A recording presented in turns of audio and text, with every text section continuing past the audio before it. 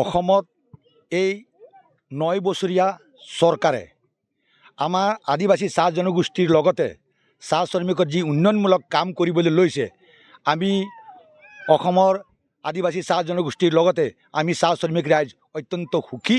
লগতে আজি আমি অতি আনন্দিত হৈছোঁ যে আমাৰ আদিবাসী চাহ জনগোষ্ঠীক যুৱকসকলক ক্ৰীড়াৰ জৰিয়তে কেনেকৈ সেই গাঁৱৰ সেই বোকাত খেলি থকা, সেই বাগানৰ মাজত কৰ্ম কৰি থকা দুখীয়া শ্ৰমিকসকলৰ ল'ৰা ছোৱালীক যি আজি অসম চৰকাৰে মাননীয় মুখ্যমন্ত্ৰী ডাঙৰীয়াই যি তেওঁ প্ৰচেষ্টা চলাইছে যে আমাৰ বোকাত থকা আমাৰ যুৱক যুৱতীসকল কি খেলাৰ জৰিয়তে কেনেকৈ অসমৰ লগতে যাতে ভাৰতবৰ্ষত নাম কৰে, তাৰে এক প্ৰচেষ্টা হাতত ৰাখিছে।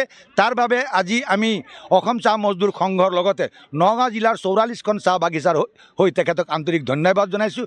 অনাগত দিনত ইয়াতকৈ যাতে অধিক আমাৰ ক্ৰীড়াপ্ৰেমী ৰাইজৰ লগত আমি সহযোগ কৰিম আৰু তেখেতে যাতে আমাৰ এনেকৈ ফুটবলৰ লগতে ক্ৰিকেট খেল হওক, ভলীবল হওক, এনেকৈ অন্যান্য খেল যাতে আমাৰ আদিবাসী চাহ জনগোষ্ঠীৰ মাজত যাতে এনেকৈ লৈ আহে নতুন নতুন আঁচনিৰ জৰিয়তে আমি তাৰে কামনা কৰিছোঁ। আজি আমি আনন্দিত হৈছোঁ। আজি সিদিনাখন বিধানসভাত আমাৰ যি মাটি পট্টনৰ কথা আজি তেখেতে আমাৰ চাহ শ্ৰমিক ৰাইজক মাটি পট্টা দিবলৈ যি ব্যৱস্থা কৰিছে, ইমান সুখৰ খবৰ, আমি অতিকৈ আনন্দিত হৈছোঁ। অনাগত দিনত আমি ভগৱানৰ ওচৰত প্ৰাৰ্থনা কৰিম যাতে ২৬ চনত তেওঁ পুনৰ অসমৰ মাননীয় মুখ্যমন্ত্ৰী পুনৰ যাতে তেওঁ গাদী দখল কৰে আৰু অসমৰ চাহ শ্ৰমিক ৰাইজে তেখেতক ১০০% তেওঁক সমৰ্থন কৰি আহিছে আৰু অনাগত ২৬ চনৰ নিৰ্বাচনত তেখেতক ১০০% সমৰ্থন কৰিব। পুনৰ আজি এই ক্ৰীড়াৰ জৰিয়তে যি ফুটবল প্ৰতিযোগিতা কৰি যি আমাৰ মাজত উৎসাহিত কৰিলে তাৰ বাবে আন্তৰিক ধন্যবাদ জনাই মোৰ ইমানেই কথা দিছোঁ। চাহ জনজাতিৰ মাজত যথেষ্ট পৰিমাণে ক্ৰীড়া প্ৰতিভা আছে। এই ক্ৰীড়া প্ৰতিভাসমূহ উলিয়াই নিবৰ কাৰণে চৰকাৰে যি পদক্ষেপ লৈছে তাৰ বাবে আমি আন্তৰিক শ্ৰদ্ধা জনাইছোঁ তেখেতসকলক। ইয়াৰ জৰিয়তে এই খেলুৱৈসকলে অনাগত দিনত অসমৰ হৈ ভাৰতৰ হৈ প্ৰতিনিধিত্ব কৰিবলৈ যথেষ্ট পৰিমাণে সুবিধা পাব। তাৰ বাবে আমি চৰকাৰে বা আমি যি কাৰ্যকৰ্তাসকলে যি কৰিবলগীয়া আছে সকলোভাৱে আমি কৰিম বুলি বদ্ধপৰিকৰ। আজি এই খেলখন শাকমতি চাহ বাগিচা আৰু কেলিডেন চাহ বাগিচাৰ মাজত অনুষ্ঠিত হৈছে আৰু এই অলপতে আমাৰ খেল আৰম্ভ হৈছে। ইতিমধ্যে আপোনালোকে দেখিছে যথেষ্ট পৰিমাণে অতিথি আহি আমাৰ মাজত উপস্থিত হৈছে। আমি আশা কৰিছোঁ এই পৰিৱেশ আমাৰ সোণাৰী চাহ বাগিচাতে নহয়, গোটেই কলিয়াবৰতে নহয়, নগাঁৱতে নহয়, গোটেই অসমতে ইয়াৰ পৰিৱেশ বিয়পি পৰক, তাৰ আমি সকলোকে আন্তৰিক কামনা কৰিছোঁ। ১২টা দলে যোগদান কৰিছিলে আমাৰ এই প্ৰতিযোগিতাত। 16টা দল আছিলে, তাৰ আমাৰ 12টা দলে এই প্ৰতিযোগিতাত অংশগ্ৰহণ কৰিছে। আজি আদিবাসী চাহ জনগোষ্ঠীৰ যি আঁচনি লৈছিল আমাৰ খেলুৱৈসকলক লৈ কৰি এক ক্ৰীড়া বিভাগত, আৰু সেই খেল আজি আমাৰ অন্তিম পৰ্যায়ত আমাৰ ফাইনেল খেল আজি কলিয়াবৰ সোণাৰী চাহ বাগিচাত হৈ আছে। ইয়াৰ জৰিয়তে মই আপোনালোকৰ সংবাদ মাধ্যমৰ জৰিয়তে মই অসমৰ মুখ্যমন্ত্ৰীক ধন্যবাদ জ্ঞাপন কৰিব বিচাৰিছোঁ।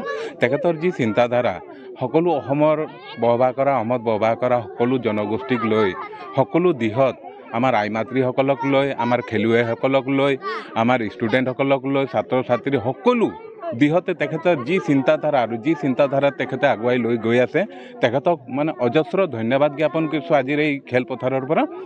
আৰু মই আশা ৰাখিম, ভগৱানৰ ওচৰত প্ৰাৰ্থনা কৰিম এনেকুৱা এজন মুখ্যমন্ত্ৰী মানে সদায় থাকক আমাৰ মাজত। তেখেতৰ যি চিন্তাধাৰা আৰু বিভিন্ন জনগোষ্ঠীক লৈ যি তেখেতৰ উন্নয়নৰ দি আগুৱাই লৈ গৈ আছে, ধন্যবাদ জ্ঞাপন কৰিছোঁ তেখেতক।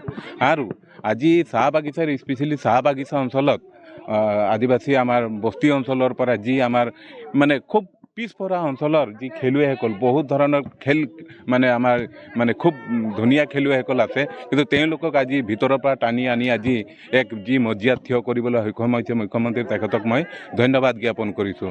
আজি দেখিবলৈ ভাল লাগিছে, আজি বস্তি বাগিচা অঞ্চলৰ আমাৰ আদিবাসী চাহ জনগোষ্ঠী যুৱকসকল যি ধুনীয়া খেলিব ধৰিছে। আমি ভবাই নাছিলোঁ যে আমাৰ মাজতো এনেকুৱা ধুনীয়া খেলুৱৈ আছে বুলি। Thanks chief minister Himanta Biswa Sarma sir.